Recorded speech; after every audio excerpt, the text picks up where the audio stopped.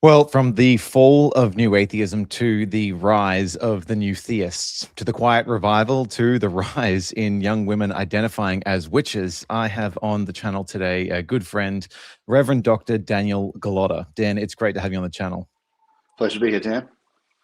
We met just over a decade ago by doing a couple of debates. The first was more an informal discussion between yourself then as a master's student studying biblical studies, rather skeptical kind of in your outlook on life. I was a young Christian. I think I'd just finished my master's degree at the time. And we had a third Jewish perspective that was represented by a lapsed rabbi who ended up a couple of years later becoming a Christian himself. We had this cafe discussion about what was the reason for Jesus's death. Was it purely political? Was it religiously motivated? Or was there supernatural purposes behind it? But then you and I faced off, I think 6 months later or so, on the resurrection of Jesus and just the back and forth around whether or not history has anything to say meaningfully about whether or not Jesus rose from the dead. And I think it was just the engagement between us that sparked a bit of a friendship from there. It was a fun night, and we've been in touch ever since, usually by email since you've moved over to the USA. But I wanted to get you on to talk about your research in where you teach now at OSU in Ohio, particularly on many of the religious trends in North America, which people will be very curious about: political, religious shifts, all of the landscape, and the surprising rebirth of belief in God, and some of the other things that are going on. But two, just to talk a bit about your spiritual biography, because it seems like your story has a lot of touch points with the kind of experiences that people are having today in kind of the cultural mess and tumult that we're experiencing. So maybe kick off and just tell us a bit of your story, and we can interject with questions along the way. Yeah, no, it's great to be here, and it's great to reconnect after all these years, and always nice to hear an Australian accent as well over here. Yeah, no, I wrote about this. It's the most intimate thing I've ever written. Easter for the Bulwark. I wrote about my faith journey, about Mm, losing and then rediscovering my faith. Like many Australians, I wasn't really raised in any form of organized religion apart from being baptized as a baby. And then eventually, like a lot of young people, a lot of millennials, I started wrestling with issues of mortality and religion. What's the meaning of life after 9/11? That had a really big effect on me, like it did a mm, lot of young people our age. And that did lead me to faith. But then from faith, it was more the problems of explanation, or it's your whole program and enterprise, questioning Christianity. And the issue that kind of came up over and over again when I went to university to study religion is so mm, many smart Christians, quote unquote, did not believe the things that I thought Christians were meant to believe, mm, or they were so radically different to what the little old ladies at the church I attended believed. So, like, oh, you don't have to take the virgin birth literally. You don't mm, actually have to believe Jesus rose from the dead. You don't actually have to mm, care about the Trinity or the. I mean, and insert any topic, and mm, that really started to have an effect on me. It's mm, hard to think about in hindsight because you don't like to think that you're young and impressionable. You like to think that I was really rational, but in hindsight, especially now that I am a professor myself, I can see I was trying to impress people. I was maybe trying to be a little contrarian, trying to be a little Gnostic, maybe that I know something you don't know. mm, But that really led me down into unorthodoxy, heresy, even in mm, hindsight. And mm. eventually, as many people point out, it's kind of just a theological dead end when you take this stuff to its ultimate conclusion. And I just ended up, what on earth am I even doing anymore? If Mm, I basically think the Gospels are as interchangeable as Harry Potter, mm, like why don't I just like read Harry Potter on a Sunday instead? So mm, eventually, I became an atheist, and that's when I met mm. you. um, Yeah. I mean, yeah, that's a disorienting experience. You know, became an atheist meant me. Maybe there's some divine providence in there, in that God annoyed maybe. you back. Didn't let you go. Let me introduce you to the most frustrating person you'll ever meet. No, but I think that's a really disorienting experience when you're doing higher education. You're at university, and many of the most intelligent people that you're reading, particularly many of the scholars in the fields of New Testament and Christian history, didn't actually believe the things that you thought Christians in the pews believed, and certainly pastors were preaching on Sunday. And that's not an uncommon experience to hear Bible students articulate, of just this Mm. rest. How do I make sense of these enormously intelligent Bible scholars who have one opinion, and then my pastor, who, if we're fair and honest, is very good intentioned and sweet and kind, but perhaps not as informed as many of these academics. And just to see that there is a critical world and there is a Christian world, and that can lead to the kind of division you describe, of almost, look, I'm wrestling with this Jesus of history, and then when I go to church on Sunday, they've got this Christ of faith, that common way of distinguishing Yes. between the different senses of Jesus. So it's certainly not kind of an uncommon story at all. I'm curious, did you meet at the same time, though, Christian scholars who did hold to many of those core convictions, who were saying, on the basis of evidence or good theological reasoning, no, we actually do think the Christian faith is solid? Or did it feel just like a pretty vacuous space to think of Christian intellectual or Christian academic? I mean, this is a good question, because it definitely goes to the nature. Think of my own teaching now, how I shape syllabi, how I shape, Mm, like, what is a fair hearing of respectable but alternative opinions. mm, And apart from NT Wright, really, I like my professors really didn't assign a lot of diversity. And I'm not saying we have to hear every single theory about Pauline authorship, but it would be nice to, rather than just dismiss the epistles, actually say, well, actually, there are some respected scholars with fancy PhDs at fancy schools who do hold them, like give them their day in court. mm, And I don't think they were being malicious about this. mm. I just think they were like, hey, this is the majority of the opinion, or this is what I think, and I've only got 15 weeks to get through this stuff, so I'm just going to Yeah, plow on through. yeah. So, like, that has, apart from a handful of people, and then this is where I became, again, looking back in hindsight, that I was not the best student. I didn't do my own due diligence and actually, like, okay, let me see an alternative perspective. I kind of swallowed Mm, whole, like, this guy is being published by mm. insert well-established prestigious press, and he Sure. has all the right pedigree, so he must be right. Mm, Rather than saying, like, well, she went to Oxford too, but she, like, what? It's, rather mm. than doing my due diligence. But yeah, Yeah. it definitely is a disorientating experience for sure. Mm.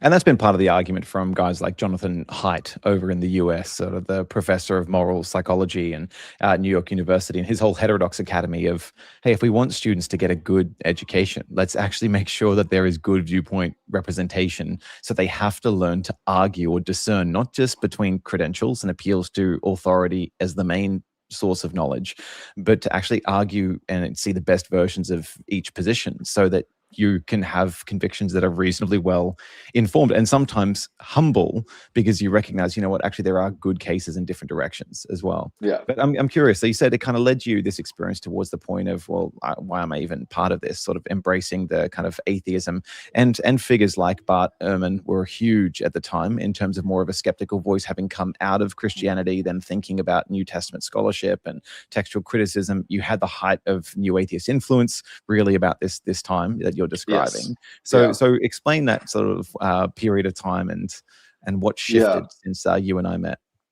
Yeah, so just to go back a little bit, like, Ehrman himself wasn't interesting. Ehrman gave his last lecture today, by the way. Fun fact. He's Yeah, he's an out, I so saw it. interesting timing. But like, Ehrman wasn't really a big influence on me until later. My influences were people like John Dominic Crossan, Marcus Hmm. Borg, John Shelby Spong was basically my intellectual hero. So Yeah, people who would call themselves or be labeled liberal Christians, progressive Christians, post Christians was another yeah. popular term. Emergent was a very people who try to kind of hold it all together with critical scholarship, as well as Mm, some kind of semblance of the Christian faith. So those were the people I was engaging. yeah. So what I mean, I see this in the data, and you do hear this more anecdotally as well. A lot of people, when they meet the critical scholarship and they don't get the backup, that's usually the chinks in the armor. I was kind of weird because I went to more progressive Christianity as opposed to no faith at all, which I'm sure in your Mm, experience with apologetics, usually people cite, although the data is interesting on this anyway, but we can get into it.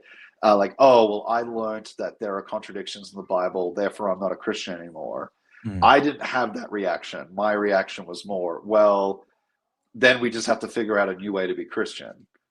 That was me.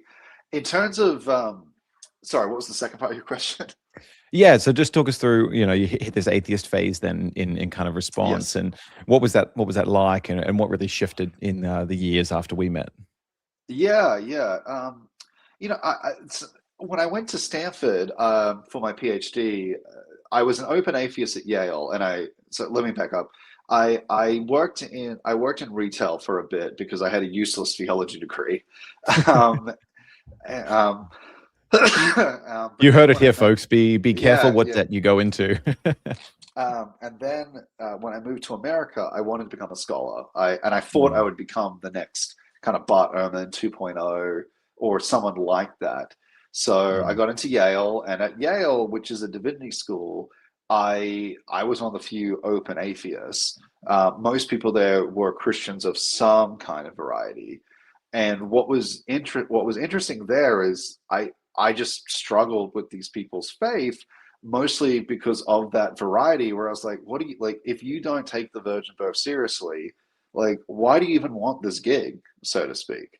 mm, So I just like really struck from an atheist, but it was at Yale as well. I met more traditional conservative, really smart Christians who, in a weird way, we became very close, mostly because we struggled with some of the other students, I think. mm, And they really welcomed me in that, in their charity, in their clarity, in their community. And I really got to see, in hindsight again, seeing Christ through them. But at the mm, time, it just felt like having friends. It just felt like mm, being and they asked me tough questions, and I asked them tough questions right back. What really began to change, though, lots of things started to happen all at once. There's a quote from Hemingway that really sums it up. How did you go bankrupt? Slowly and then all at once. How did you regain your faith? Slowly and then all at once. mm, So, on the one hand, one thing that really started to affect me was getting into theories of religion. So, like, what is religion? Why does it emerge in human existence? How can we mm, define it and describe it? And a lot of scholars come from a kind of structuralist Foucaultian where, look, religion is a meaning making, organizing exercise. And the thing that makes religion is the power of the state. So if the mm, state declared Taylor Swift a religion, she would be, but the state doesn't.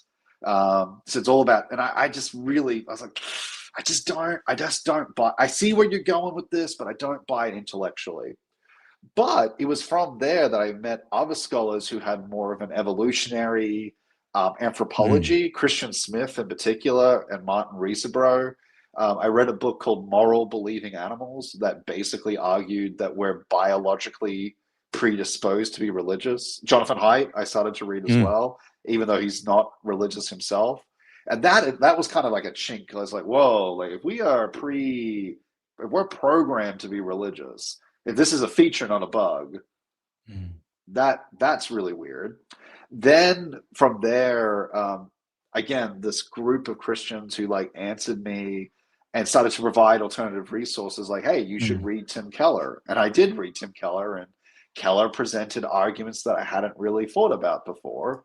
And then beyond that, like engaging in matters that I thought were settled and then realized weren't settled. So, for example, and not settled by like, oh, he's some like fundamentalist at some unaccredited Bible college. So for example, one of the first ones that blew my mind was Douglas Campbell, very famous Paul scholar at Duke University, Duke Divinity School. He thinks that Paul wrote most of the epistles attributed to him, which Mm. I admit, like, I thought that was just settled. Like, Mm. what do you mean we're talking about this still? And then I read his arguments, and I was like, well, hold on, like, this guy isn't a crackpot, snake Mm. handling, that kind of thing. Sorry to Hey, hey, listeners. hey, hey, hey, Yeah, hey, yeah, yeah, hey! yeah. I Um, catch snakes over here, this part of the world now. So you got to be careful what you yeah, say. But yes, I yes, know we know exactly what you mean. He's offering credible academic arguments as opposed to yeah. being ideologically driven to a conclusion. So Yeah. yeah, so that was like one of the like, even though it's not in my, at that point I had switched to American religious history, so I was reading this for fun, Mm. and it was just like, whoa, that like really blew my mind. And then other books Mm. like that, where it's like, reading Simon Gabaco, for example, on the Mm. names of the gospel, where it's Mm. like, oh, maybe Mark did write Mark, Mhm. like, and so like little things like that that were not relate, but yeah, and then like, he's at Cambridge University? Like, Mm. that's a really, like, things like that. So I know it might sound to listeners that I'm kind of fetishizing this stuff, and I freely admit I'm guilty of that prestige hunt. Like, it's one of my sins. I freely admit, but it does matter. It kind of did Mm. matter to me, and it does in terms of like, if we want Augustine 2.0, we have to go to the best of the academy. So Mm. things like But that, it's and then it's also, interesting for you that the where you've looked at people with credentials and a backstory and said, well, these are really credible scholars. They all agree on this. Therefore, I'm going to accept that conclusion. But all of a sudden, you realize actually in the very same academies, you've got people with yes, much more traditionally Christian perspectives or a much more of a conservative argument that also are being published by Cambridge University Press or Oxford University Press. And you think, oh, so maybe I actually need to go to the arguments, not just cite credentials to yes. see what seems more persuasive. Exactly. At the very least, it complicates the story. Mm. It's like, oh, you're not just being published by Crossway or Zondervan. You're being Yeah, yeah, published by the exact same university presses that are peer yeah. reviewed. So it really troubles that kind of simplistic, lazy argument. Mm. Then my father was dying, and as many people will tell you from tragedy, it's really interesting being an academic on this stuff because you can see yourself in data. So yeah, tragedy was a catalyst for me, and it got me thinking about things. It made me want to think about mortality. It made me want to pray. It made me want to be reunited with him at some point, even though I didn't know if or how that was possible. Mm. And the ultimate thing that I write about is I was in the movies. I was seeing Martin Scorsese's Silence, one of the few people Oh, who did see wow. it because the film Yeah. flopped. But I was in the movies with my friend, and then the spoiler alert, the climactic scene happens where Jesus appears in the Mm. icon, and it just like I basically broke down, and I can only describe it like I had a Christophany of some, Mm. like something happened, and I left the cinema not an atheist. I wasn't a Christian yet, but I wasn't like, I like, so it was at I got into my PhD program at Stanford, and it was at Stanford I basically decided to devote myself. All right, I'm going to give this a real shot. Mm. You may have heard of a pastor who gave up God for a year, and Mm. then ended up an atheist. I did the opposite. I decided to take up church for a year, ended up a Christian. That's the Mm. Cliff Notes version. I know that's pretty long Mm. winded as it is. No, not at all. And what was that like, starting to go along to church? Because you were married at the time, and Yeah. you hadn't yet started a family, but wasn't soon to follow. Um, yeah. So what's that shift of all of a sudden? You know what? I haven't been going along to church. Now I'm going to make this part of my life. How did that feel describing it to the people around you? It was very difficult. My wife freaked out a little bit at first, where she's like, "Are you going to leave me if you become Christian?" Like, I was like, "Well, actually, like, if I do, Scripture's pretty clear about this." But but Hopefully, no, I'll but become most, a better husband. Yeah. yeah. More Yeah. seriously, like it was kind of freaky. It was like Mm. why are you doing this? Mm. Some people who were close to me was like, "Are you just like grieving?" I was like, "Yeah, like I am Mm. grieving, like I am." Mm. Other people were just genuinely curious. I have despite my theological disagreements with members of the Church of Jesus Christ of Latter Day Saints, I had very close devout Mormon friends who Mm. really cheered me on, and right, they had similar ostracization in the academy, Mm. and we kind of created a clique, and we basically talk almost regularly to this day. Mm. Although one of them's become Roman Catholic now, which is interesting. But yeah, that's neither here. But like I had that support group to Yeah. rely on. But it was just a really, it was tough. It was tough because I Mm. like, when you know so much, you have to kind of think about am I just like willing myself to believe, Mm, or am I trying to get the fruits without the roots, in a sense? Like, do I want the benefits? um, and the thing, like, or like how much, like at some point you kind of have to make a decision, depending what you view free will and all that. But anyway, like at some point you have to come to some kind of clarity. What is that clarity? You can't just keep reading commentaries on the Gospel of Mark and pray that it will click. mm, I at least maybe, I mean, maybe you can, but and eventually the thing that really got me, and this was Keller. Keller made a point that I had never really heard so succinctly put before, where like this is one phone, like this is one phone, and by its very existence, it is greater than zero. It's not a million phones, it's not 10 phones, but it is a phone. So, and he equates it like if you have like 0.1% faith, you have more faith than you do zero, then you have not faith. mm, And apparently, if you have the faith of a mustard seed, as the story goes. And that just like that really, and he kind of just got me intellectually. It was like mm, if you basically concede the point that there is a possibility that God exists, game over. And that just like really got under my skin in a really interesting intellectual way. mm, That just was like, yeah, like I do think it is possible God exists. And mm, that kind of just like began the whole thing. Beyond that, I'm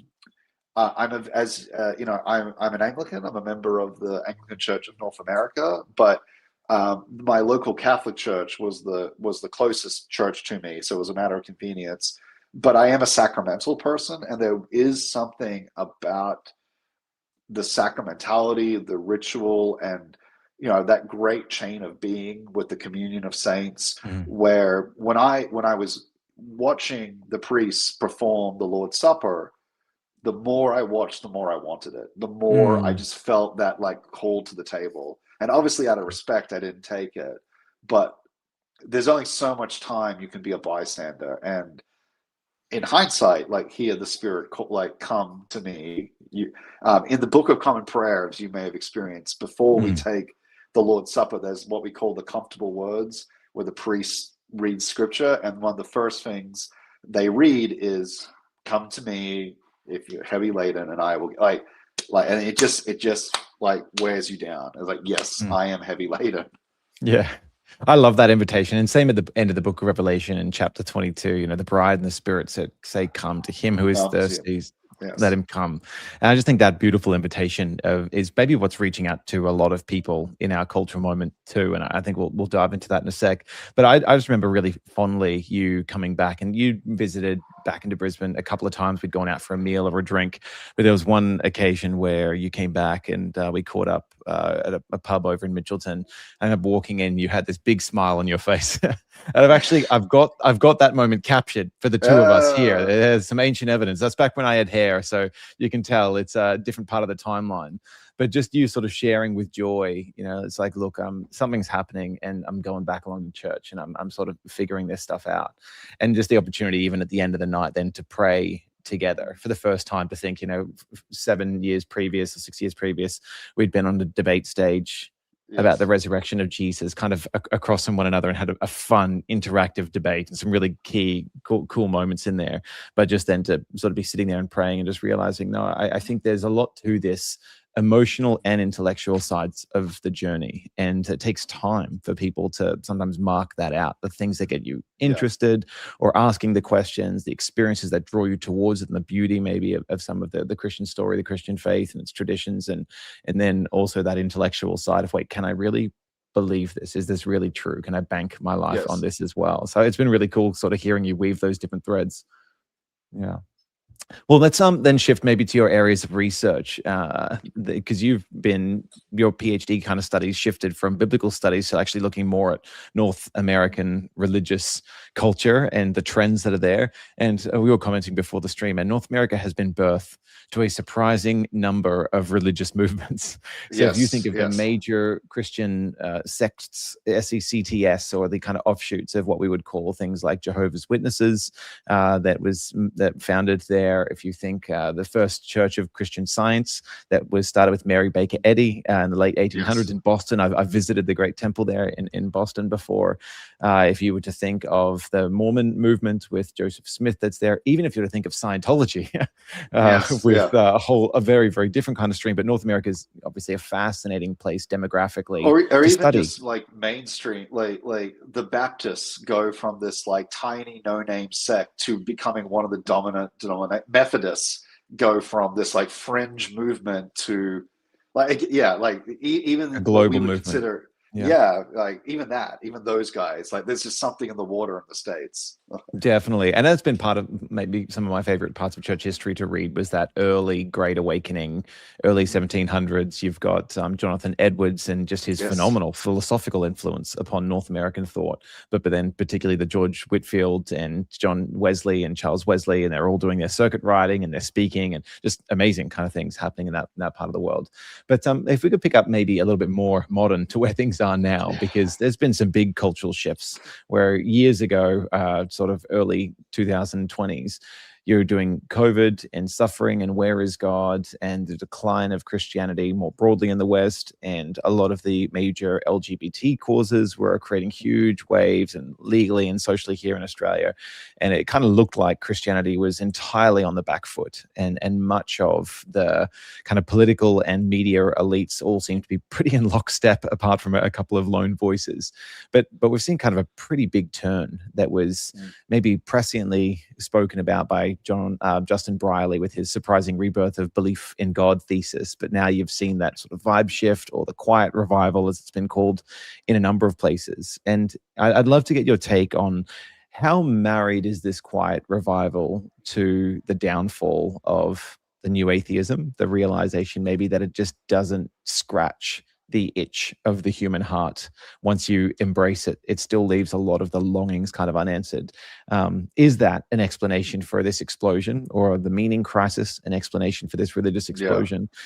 You've got kind of the rise of the new theists, which is the conversions of pretty high profile, more intellectual people who were scientifically yeah, minded, secular in their background, the Ian Hersey Alis and Neil Fergusons and Larry Sangers, even Russell Brands of the world, the Jordan yes. Petersons who flirt with Christianity and are sort of exploring all of that. The Joe Rogans who are now going to church, even though they're not Christian.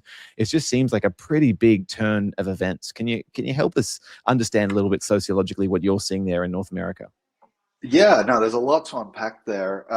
Yeah, there's definitely something in the water, and there's definitely something going on. I mean, first and foremost, what has like to begin as a kind of Debbie Downer, it is important to take the stakes of the landscape that mainstream Christianity or just any kind of faith tradition that has been so dominant for so many Mm, centuries now finds itself in.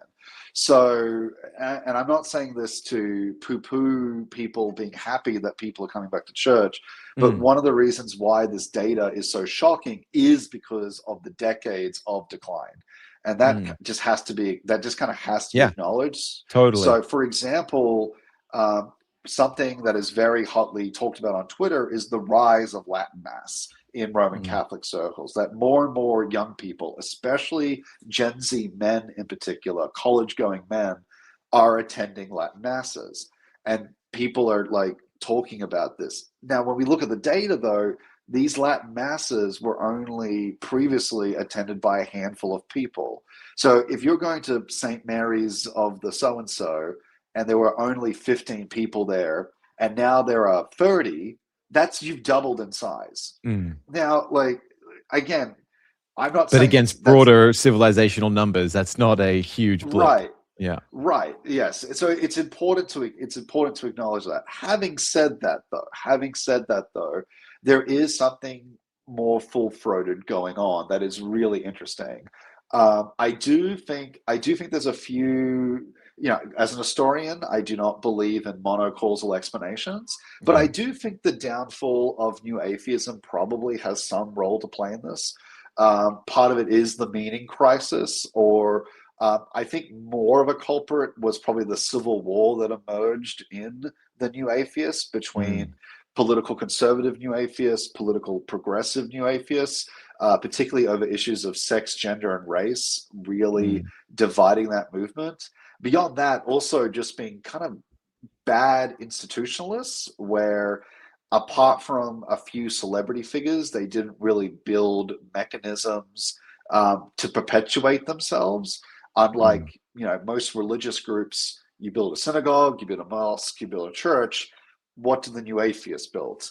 mm, If you're reformed, you have the catechism, or you have if you have, what catechism exists. mm. Beyond that, there's also just demographic problems as well. We have data on this that non-religious people just don't have the same amount of babies as religious people, and are just not as enthusiastic. So even just down Mm. to the demographic stuff, there are problems there as well that they wouldn't replicate themselves. I think the warning But was like atheism with current trajectory was going to die out or decline significantly towards 2050, and that was yeah, not at all with a conversionist mentality or deconversionist in either direction. It was a purely a numbers game based on propagation. yeah. Beyond that, though, I do think this is where I think height is probably the most onto height and others. I should clarify that many Gen Z people have grown up without any kind of church basis. So previously, for people of your generation, mine, and older, a lot of people, when it came to evangelism, was instigating cultural Christians to become serious Christians, Mm, or were trying to stop going to that Presbyterian church and go to my Baptist church. And there was enough cultural familiarity that there was still a kind of Christian normative. Aaron mm, Renton talks about this as kind of like indifferent, culturally indifferent Christianity, where Christians exist, but people kind of don't care. mm, What's different though is we know now that like a lot of Gen Alpha, I don't know the numbers off the top of my head, just have like no contact. Where mm, if their grandparents went to church, their grandparents are aging or may have passed on. Their parents don't go to church anymore. Their friends and families don't go to church as well. mm, So right there, like that neighborhood suburban school vacuum, that creates a problem. And what happens to fill that in sort of meaning? Obviously, politics has been a huge driver, as that politics is your meaning making. Beyond that as well, just like the nature of cell phones and depression and instant yeah. gratification, unhinged consumerism, video game addiction, porn addiction. And I mean, say what you will about Christians. Say what you will about Christians. I think Christians in particular, I think you're a good example of this, Dan. One of the things that rose up in the new atheists is that they were particularly media savvy, in a way that other generations hadn't been. And I Mm, think a lot of Christians learned to utilize new technologies are kind of ahead of the game, particularly TikTok, YouTube, long form podcasts. Think like, Redeem Zuma building, evangelizing while building Minecraft churches. Like, very, mm, Christians have always, the Bible itself is a testimony to Christians being interested in new technology. And I think what we're seeing now is kind of Christians getting back to their roots and embracing big savvy online, so to speak. And I mm. think in a world that's dictated by algorithms, it's interesting to see so many people talk about finding their way to church through algorithms, which is really, Mm. really interesting. So interesting. And there's this element too where it's not just that people are more open to Christianity, it's that amongst the younger generations, particularly, and I'm scoping more the 18 to 30-year-olds, it seems there's a greater openness to pretty much anything. Yes. I have been rather disillusioned with the satisfaction that I'm currently receiving, and dopamine addictions don't replay enough for me anymore. I'm looking for something a bit more substantive to build my Yeah. life into.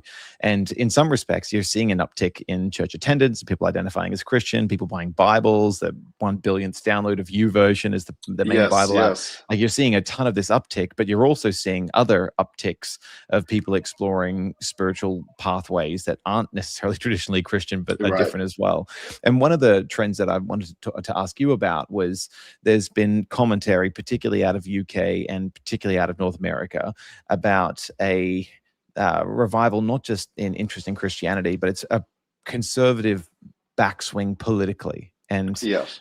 we've seen that play out with kind of Trump's appointment and much of the policy pushback, and just a shift in everything from advertising and campaigns and Pride months and everything like this. There's been a big conservative political backswing, and that comes with dangers for Christianity as well as Yes. opportunities. But there's been a bit of a political division amongst young men and young women, in that young men seem to be identifying more politically conservative, and many young men are coming back to Christianity in higher rates than young women. But a lot of younger women are becoming more politically liberal.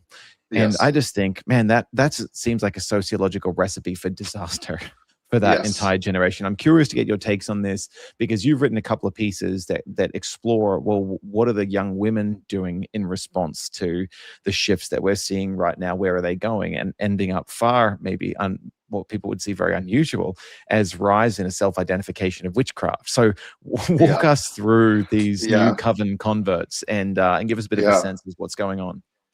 Yeah, yeah, it's fascinating data to get into. I wrote a piece about this last year for Halloween. If people are interested in this, to your earlier points, it is interesting with this. What we're also seeing is intensification of Christian debates online as well, Mm, which I don't think is a coincidence. Like, if you would have told me 10 years ago that there would be a YouTube debate on the hypostatic union that would have 10,000 people listening, I would have called you crazy. So it's in addition to people coming back to church, there is also this intensification as they're looking for mm, truth. The mm, denominational debates are getting a lot more spicy in ways that I don't think people are used to. mm, Personally, I'm very curious to see how that plays out over the next couple mm. of years. I'm worried Love the about a little bit of the tone of that, in that Yeah, there's a degree where it is just very unchrist-like character. And I'm all for courage and conviction and a display and argument for the truth, but just the posture that people have towards one another in those debates, yeah, I'm a little bit concerned that's part of the reaction to the Charlie Kirk assassination, and then the call for yeah. courage in the aftermath is not to lose the same grace that he sought to set out to engage with. And I certainly hope that we maintain that within the Christian community. Well, the old saying goes, zeal of a convert. Well, a lot of these people are converts, so like Yeah. Yeah. It's it cage doesn't. stage Christianity. Yeah, yeah. Yeah. So I'm very curious to see where that goes. In Mm, terms of the rise of neo-paganism, well, first and foremost, the data on this is pretty clear, especially in evangelical, what is loosely defined as broad American evangelical churches. They are hemorrhaging women at an alarming rate. Now, mm, why is this? Once again, there is no monocausal explanation. We have lots. Some people, it is simply that church doesn't fit into their life anymore. Some mm, people, it's sexuality issues or gender role issues. Some of it is leadership issues. Others just simply have to do that. There just aren't enough women at my church. I don't feel supported. Some people cite sexual abuse scandals have shaken mm, their assurance. There is no one size fits all mm, explanation, and you can just kind of study the numbers to get a grip of that. But regardless, women are leaving these churches. So mm. what are they finding alternatives in? Many of them are just becoming nuns, not ONEs, but there is Sure. a not insignificant amount that are flirting with neo-paganism.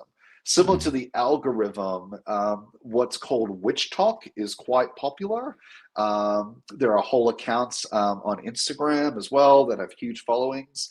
Um, why is this appealing? Again, there's a few reasons I think that this is appealing. One, that it's very much a DIY spirituality. So if you have not liked what you view as the rigidness of Christianity, well, look right here. You have a very unrigid, unstructured, do it Sure. yourself form of spirituality. Some of it is just simply pop culture that many of these younger millennials, elder Zoomers, they grew up with Harry Potter, with Stranger Things, for example, just as Mm-hmm. much as other people grew up with Sunday school. So there's kind of a second nature to it, I think, Mm-hmm. where the cultural normativity. In the piece I wrote, for example, who is the most popular, well representative fictional character of Christianity for young women? I think it's Sheldon Cooper's mom, and she's a fuddy-duddy homemaker who kind of frets over things. Is that Mm-hmm. really the type of female character they're going to identify with, or are they going to identify with Sabrina from the Netflix series? Mm-hmm. So right there, like I think there's also a cultural element. Beyond that as well, there are politics as well. As women, this is one of those questions where are more liberal women trying to find more liberal religions, or are more liberal religions influencing people to become more liberal? It's kind of Mm-hmm. difficult chicken and egg question, Yeah. but we do know from the data that they do tend that way when it comes to abortion, LGBT issues, things like that. So there might be some like trying to find a religion that does fit their political agenda, much like some men, for example, may not really care all about the nuances of the gospel, for example, but Mm-hmm. they want to find the church that uh, in which they view all their political and cultural preferences fulfilled as well, which is what I'm really concerned of. In the piece I wrote, what I'm very concerned about, the data we have, you know, women now attend college more than men. Men do not are leaving college. So that's one Mm-hmm. siloed space. The type of professions men and women are going to are becoming more and more siloed. The digital spaces we occupy, men spend a lot of time on Reddit, YouTube, and Twitter, or X. Women spend a lot of time on TikTok, Instagram, and Pinterest. So our digital spaces are now siloing. And now our religious spaces also seem to be siloing as well. Mm-hmm. Just really quickly, anecdotally, one of my priest friends at the church that I was ordained at, he texted me to inform me, like, hey, some interesting data for you. We had new people come this Sunday, 10 dudes, one Mm-hmm. woman. So that, like, We've seen that replicated where we are, even here in Australia, and that you're seeing younger men sort of from between 20 and 40 just walking into church to investigate things, or new couples together, both the male and the female, the man and the woman, but they tend to be the husband or the boyfriend or the yeah, other partner bringing bringing his partner along. the And so catalyst. we're certainly seeing that represented somewhat here too. So there's something Yeah, happening where you are seeing a division between men and women, and I think that should, no matter your persuasion ideologically or your religious affiliation, yeah, just raise a flag of saying this yes, is not healthy for our culture broadly, where yeah, men and women turn away from one another. I think that there yeah, needs to be something of a story and a space that draws people together, male and female, to a yeah. much more common vision of life. It, I completely agree, and it's sorting that out. This is one of those like long. One of my colleagues at George Mason University, she's working on Mm, this. Something she's concerned about with her own research that she shared with me is many of the men coming back to church right now are college age, so they're kind of in that prime real estate because they have a lot of free time. All they've got to do is hang out, go to class. They have time mm, to listen to podcasts on is the Bishop of Rome the head of the earthly church? What happens when those guys get a job? What will mm, their commitment like be there? What happens when they have been going to, you know, non-denominational church X, and there's like four dudes to every one woman, and most of those women are taken for like mm. what that's her concern, is like kind of Yeah. a long-term game. Yeah, I mean, you can map that out just geographically with a place like China, where you've had one child Yeah, policy and now an overabundance of men in a generation where there are no potential brides for them. And I just think in sociological spaces, we're seeing that future because you won't see heavily conservative men getting married to heavily liberal women. There's just right. so much of an ideological crash there. So something needs to shift to help bring about a Yes. healthier work together amongst the genders. But I want to ask a couple of questions then before we just quickly wrap up. So, given some of this kind of mess of the landscape that's there, what advice would you give to young men and young women that are trying to find their feet on this different ideological terrain? Just some maybe grounding advice from someone who's aware of the trends and aware of the dangers. What would you say would be, here's 2 or 3 things that you should do to try and find maybe a healthy way of understanding your place in the world? Yeah, that's, I mean, as the center I work for, the Salmon P. Chase Center, we're devoted to civic dialogue and civic Mm, unity, regardless of who you vote for, if you vote at all, what state you live in, what economic strata that you're in. So that question's like really dear to my heart. mm, Um, First and foremost, and this is just something that I hear from everyone these days, left, right, and center, put down the damn phone. Like touch grass, get off the internet, like break bread with real people in a real restaurant, have a real beer, and you will see that real people are nowhere near as bad as you think they are. mm, Uh, Take politics a little less seriously. And I'm not saying that there aren't grievous, huge issues, but also the thing I would say is it is not election season 24/7. It doesn't, life does go on. You both can be excited about the next Christopher Nolan movie and see it together. You both, and even you don't need to be best friends with these people, but you can also just wish well for someone who is not mm, ideologically connected with you. But yeah, my mm, biggest thing is to put down the phone and to see people as real people. The other mm, thing I would say as well is I write this on all of my syllabi. It's one of my biggest classroom rules is the principle of charity. mm, Try to understand someone's perspective in the most charitable views. So if you are a pro-lifer, if you are a devout evangelical Christian who's dedicated to the preservation of life, do your due diligence. Like, why does that person disagree with me?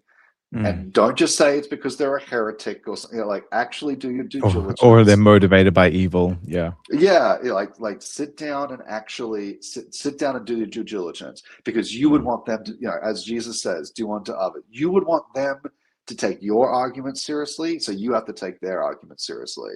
mm, And beyond that, just like probably the thing that picking this up from Charlie Kirk and other people is just like ask people, how can I serve you today? Or like how you mm, just asking how you doing, how you doing day, and like just checking in.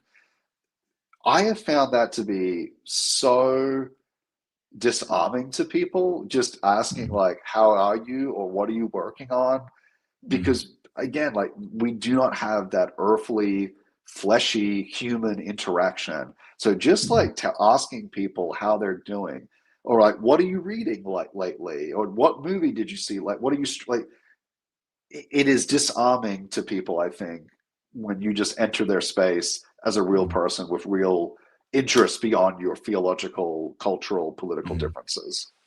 Mm. No, great advice. Just very grounding, and it just goes back to how do we build healthy relationships. Um, we've definitely overcomplicated a lot of things. I'd be curious. So, remembering back to the sort of stage where you were going through more of a crisis of belief in your early university, and your process of what we would perhaps now call a deconstruction, really, Yeah. of pulling apart the traditions that you'd received. What advice, if you could go back in a time machine, would you give to your deconstructing self? Because I think there's a lot of people that are in this space of saying, this is the religious environment grew up in, these are the beliefs I was given, but I'm not really sure whether they can be tested, whether they hold water, whether they should be Yeah. held on to. And particularly when some of the leaders that passed on those beliefs end up having incredibly flawed, dark double lives and get exposed. And you just think, man, is there anything to this at all? What Yeah. encouragement would you give to yourself? Yeah. I mean, that story far better than most people do, obviously. But like no one's deconstruction story is the same. But this is where it is helpful to be a historian of the church. So, what I would tell people is be a little bit of an amateur church historian, and you will see that these crises, these problems, these Mm, dark nights of the souls, these debates, these inner turmoils are not new. Like, you're upset that the church is political. pick up the medieval church and like learn how those guys had to handle with those political realities. You're scandalized by monetary, sexual, cultural corruption. Join Luther in the ranks and be upset about that stuff too. Like, so you are not alone in this fight. You are not. If you believe in the communion of saints, if you believe that Christ Church exists across space and time, you will find other strugglers with you. So turn to their inspiration, which is obviously Christ. Turn to their stories to draw wisdom from and carry that. So like that would be my ultimate, learn that you're not alone in this, that you shouldn't fight this alone. If you're scandalized by the riches of the world, Francis of Assisi's right there. Like hang out. Like if you are just trying to reconcile, faith and science, there are resources out there. There are resources out there. Beyond that as well, what I have also found is, this is speaking as an Anglican with the Book of Common Prayer, like this too shall pass. Like rooting yourself in some kind of ritual. So for me, it is, saying the daily office, where, the way I try to explain to students, some of my students come from more charismatic backgrounds. So the idea of any kind of ritual is just like, isn't it just like mindless babbling? It's like, no, actually, it's kind of like going to the gym. Like not every workout is this like hot dang, like I like digging myself and that burn felt good. Sometimes you just got to eat your vegetables. You just have to do it even when you don't feel like it. What I would encourage people is, I don't care if it's just the Lord's Prayer. I don't care if it's the daily office. I don't care if it's the rose, like whatever it is, like find some kind of instrument that keeps you in frequent contact with God and anchor yourself in that practice. So even when you're weak, you're on autopilot.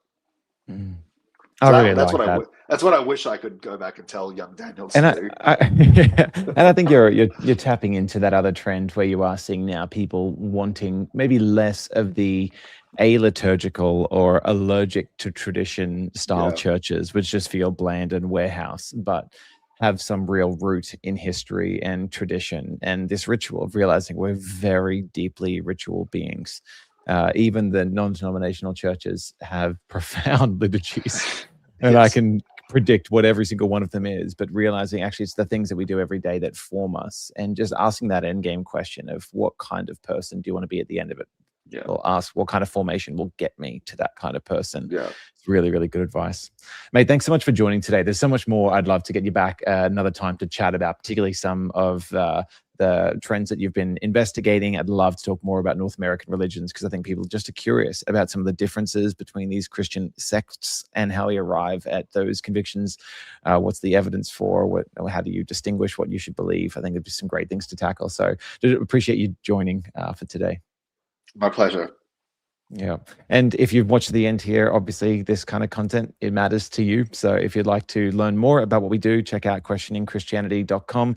There's a ton in there on articles and content that will help you, particularly if you're new to exploring Christianity, really find your feet in what it's all about.